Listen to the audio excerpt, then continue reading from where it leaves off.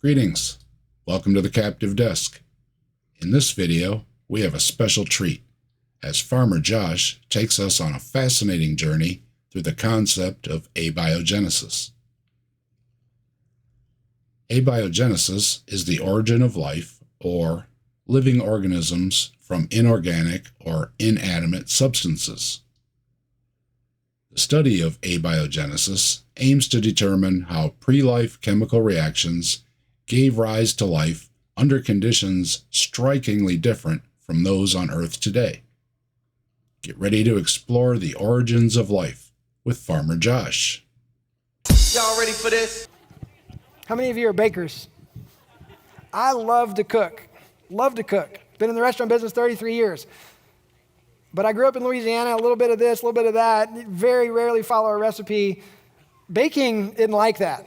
That don't fly in baking. This has to be done in just the right order, just the right time, controlling, checking, measuring temperatures, all of this kind of stuff. So here's the fun thing tonight. We have a fun illustration. We are going to bake that tonight. So I hope that you brought your sleeping bags and toothbrushes because this is going to take a while. Do we dare? We dare. So I brought this grill. I didn't have an oven, but that's okay because all we need is some energy and heat. So I brought this grill here, and then I'm going to take this bin and put this on our energy source right here. And we are going to make that beautiful, complex cake. Make sure my lighter is working here. Yep, get the grill lit up here. All right, great. Got our fire going. Now, I'm going to need some sugar. But this is origin of life. This is primordial earth, so it's not a controlled environment. What did you say? We're going to need some butter in there as well. Got to have some baking powder. That's important. Chemistry. Salt is important as well. Got to have some salt. We are going to make this a chocolate cake. Of course, got to have some cocoa in there, but a little bit of plastic. That's not going to hurt anything. Just when I think you've said the stupidest thing ever, you keep talking. Who cares about controlled environments, right? Got to have the flour. That's super important there. And then, we're going to need to make some icing. So need some confectioner's sugar there and some vanilla extract. That's important as well. And then cannot have a cake without some eggs with a complex container, right? This is important, right? Yeah, these are all right. Let's just get some eggs in there. Let's just throw them all in there. This sucks more than anything that has ever sucked before.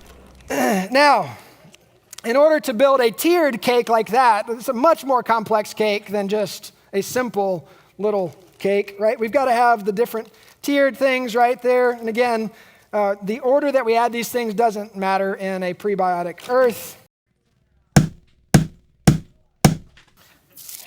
So we're just going to put all of this stuff in there. Oh, fire's still going. That's important. And these are the little stands that help the cake stand up. That's important. And some dowels, because that helps it have some structure and strength there too. Now, all we need, a little bit of time.